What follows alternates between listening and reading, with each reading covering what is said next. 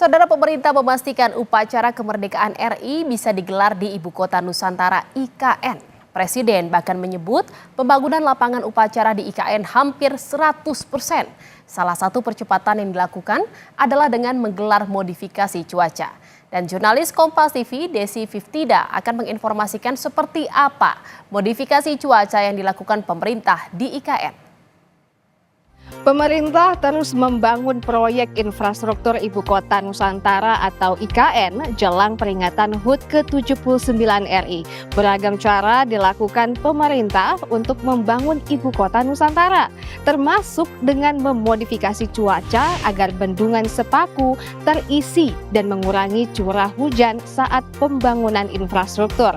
Ada 2 tahap modifikasi cuaca yang dilakukan Badan Meteorologi, Klimatologi, dan Geofisika, Kementerian Pekerjaan Umum dan Perumahan Rakyat, dan Badan Nasional Penanggulangan Bencana.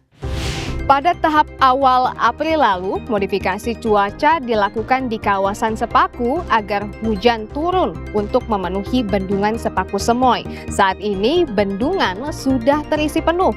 Nantinya air di bendungan Sepaku Semoy yang berjarak 25 km dari kawasan IKN ini akan menjadi sumber air utama di IKN. Bendungan Sepaku Semoy memiliki kapasitas 2.500 liter per detik dan disiapkan untuk menyuplai air baku di IKN hingga 10 tahun atau 1 dekade. Nah, pada tahap kedua, modifikasi cuaca dilakukan untuk mengurangi curah hujan demi membantu proses pembangunan infrastruktur. Dikhususkan untuk kelangsungan percepatan pembangunan proyek strategis antara lain bandara VVIP dan jalan tol. Modifikasi cuaca ini pun telah dilakukan sejak April lalu. Sebelumnya pernah dalam 30 hari cuaca cerah hanya 8 hari saja dan sisanya diguyur hujan di wilayah IKN.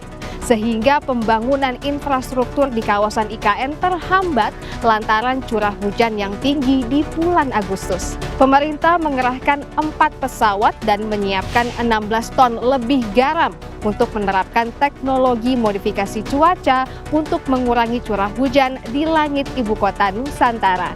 Hujan dimodifikasi agar turun di laut sehingga wilayah daratan kering dan hujan tidak lagi menghambat proses pembangunan.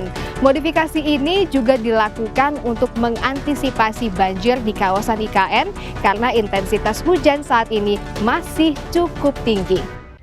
Masyarakat menanti wajah Ibu Kota Indonesia yang baru dan berharap semua proses pembangunan Ibu Kota Nusantara dapat selesai pada waktunya.